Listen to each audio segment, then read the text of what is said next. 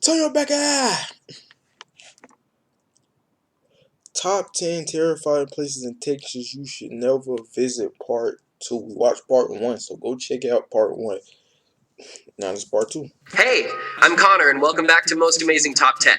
Well, in my last video, I asked if I missed any haunted places in Texas, and boy did you folks answer. Thanks for all of your comments, and just for you, I've put together 10 more terrifying places in the Lone Star State that you should never visit. Number 10, Bragg Road, Saratoga. The Big Thicket in southeast Texas is a dense forested area that runs along the Alabama border, and there are very few roads that cut through it. One of the most infamous is Bragg Road. In 1904, the road was built as a rail line to connect the now abandoned town of Bragg to the now thriving Saratoga. While the rails have long since been torn up, some ghostly reminders of the past still remain. When you drive down this lonely 8-mile-long dirt road at night, Hold on.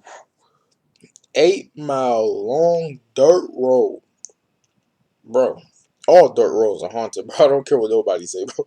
Especially at night. They automatically go haunted at night. Like, even if this could be brand new road, fresh, clean, they just made it yesterday, there is no way in hell this is haunted. It's haunted. All dirt roads are haunted, bro.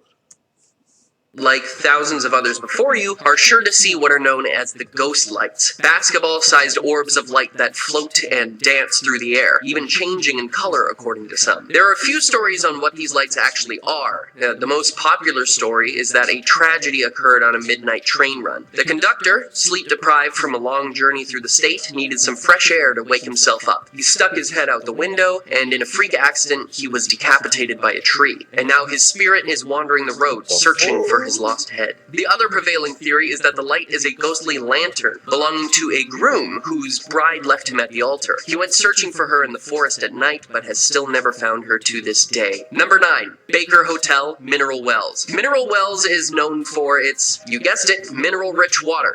In the 1880s, people would travel from all over Texas to drink some, and it supposedly had healing powers and could cure almost any ailment. And with that kind of tourist attraction, you need somewhere for all of these folks to stay. And so, in 1929, the Baker Hotel was opened. With 14 floors and 450 rooms, it was the biggest hotel for miles, and it used the mineral water as a draw for all sorts of people. To this day, workers and visitors alike find small things missing from their pockets or bags while touring the grounds, and workers have later found them on the floor in the Baker Suite, the room where the owner lived and died. They also report the smell of cigar smoke in the air, another habit of Mr. Baker, further proving his presence. But there are also some less friendly spirits here, notably that of the chopped bellhop, who lost his life in a freak elevator accident that saw his top half removed from the bottom half of his body. Oh my god. Top half. Shit. Oh, man. Floating sans legs and screaming to be made whole again. Workers recommend you stay away, lest you meet the same fate. Known for its programs in engineering, technology, and agriculture, Texas AMU? The college is haunted? What the fuck? She's not good. 1, 2, 3. Oh, shit. A&M is one of the most highly regarded universities in the state, but the engineering building is home to not only future engineers, but the spirit of a former worker. In 1959, Roy Sims was the foreman for the meat locker in what was then the Animal Industries building. He was showing his assistant some tips on butchering bacon, and when the assistant stepped out to get them both some coffee, the knife slipped, and Sims accidentally sliced his leg, severing his femoral artery in the process. The assistant returned to see Roy bleeding out on the floor and called an ambulance, but it was too late, and he passed away. Students and faculty alike report strange happenings in the building to this day. Noises and crashes, cool breezes when all the windows and doors are shut, and even objects moving or being out of place. And many attribute this to the ghost of Roy Sims just trying to get back to work. Number 7. Lake Highlands High School, Dallas. Imagine being back in high school. Wait, Dallas? Lake Highland High School? Hold on, yo. Damn, ain't that school? I gotta see how far it is from me. I'm about to look it up. Hold on, so far as I did not know Texas A&M was on it. Oh, that's kind of crazy. And the fact that he died because, like, some of his arteries. See, a person gets shot in the leg, but they also can die from an artery. Hold on, yo.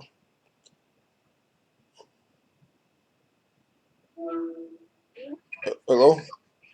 Okay, I was just checking to see if it was going to ring to this phone. It is ringing to this phone, but I got to set all my passwords and stuff back up. So Oh, Alright. Good night. all right, good night. But yeah, okay. So we gotta run it back here. Lake Highlands High School. Hold on, I ain't trying to kill nobody's time. On wait,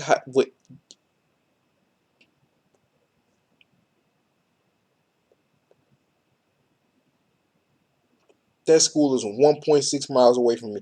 Yes, that's this school. Yo.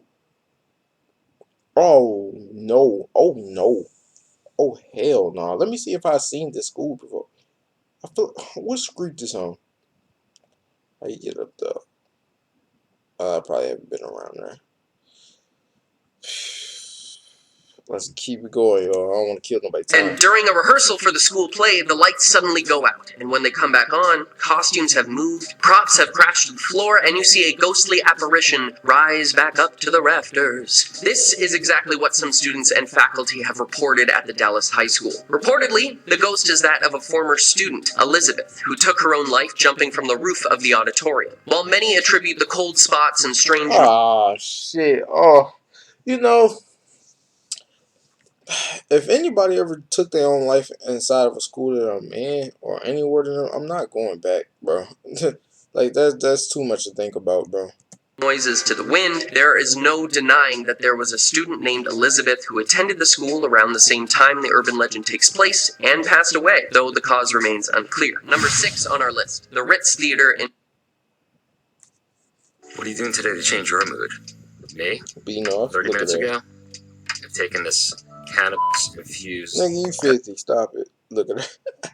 in Corpus Christi. While there are no accounts of specific deaths associated with what was once South Texas's most beautiful theater, there are certainly enough ghostly happenings to make anyone's skin crawl. Paranormal investigators have reported that while walking through the now crumbling building, you can feel cold spots, hear voices, and see orbs floating through the air, some of which they've actually been able to catch on camera. Perhaps these are spirits who never managed to move on, or maybe they're happy right where they are, enjoying a pleasant night out at the theater in the afterlife. We won't know until somebody asks. Number 5. Jefferson Hotel, Jefferson. Originally built in 1851 as a cotton warehouse, the Jefferson Hotel has had haunting stories for decades. To this day, workers who were once skeptical of spirits have been converted to believers after dishes have gone flying, phantom footsteps were heard, and the front switchboard lit up as though the rooms were talking to each other, even when the hotel was closed to guests. Many attribute this to the ghost of Elizabeth, common ghost name, I guess, who took her own life in the hotel after her soon-to-be husband sent a note that he would not be coming to the wedding. This has been verified by newspapers to have happened in the 1870s, and there have been sightings of a woman in white roaming the halls of the hotel ever since. Number 4.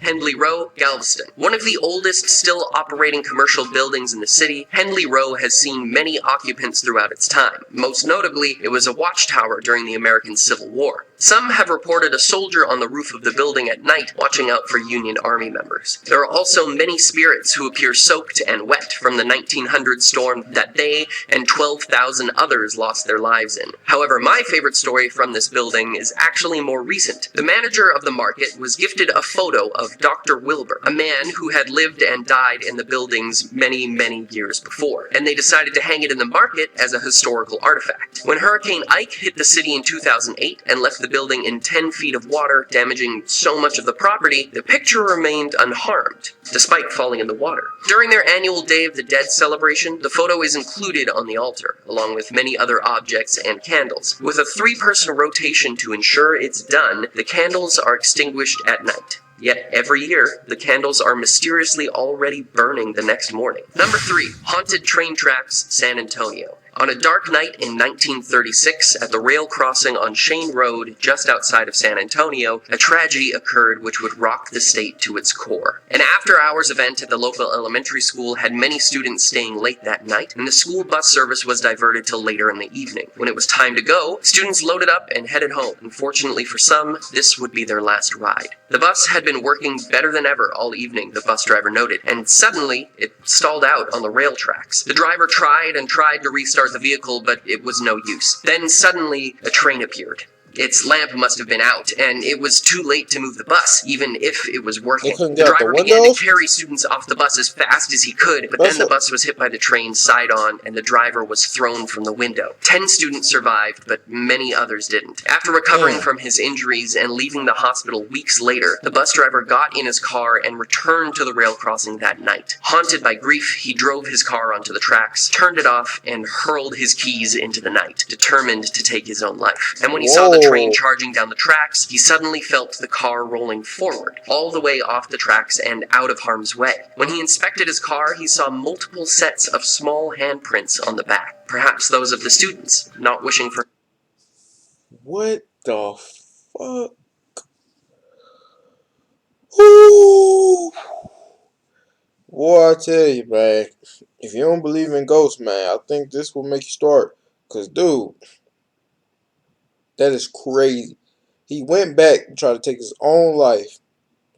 And as the train was approaching, the ghost kids pushed the train out the way, so they saving him.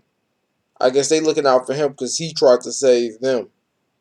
I feel like when he tried to restart it a couple times and it wasn't happening, wasn't working, I feel like that's that moment people should have been getting over. I don't think he should have waited and waited and waited. I think they should have been doing it right away. But damn, For his life to be lost in the same way theirs had. Number 2. that's Hotel crazy. Galvez, That's the Galveston. craziest one. After the That's the devastating craziest hurricane in one. 1900 that left many dead and much of the town destroyed, Galveston decided to rebuild. And with that came the Hotel Galvez. Many spirits are said to be lurking the grounds, even to this day, but the most infamous of them all is Audra. In 1952, she was staying in room 501, while her fiancé was out at sea working on a cargo vessel. When news came from the company that their ship had sunk and all hands on board were lost, Audra decided to end her life in the hotel room that night. But a few days later, her betrothed returned to the hotel. Reports had been wrong, and he had survived the shipwreck, and elated to see his fiancée, he threw open the doors to room 501 and saw her body. Distraught, he then took his own life, laying next to her on the bed. And finally, we reach your number Wow. 1 most suggested haunted place in That's crazy, man.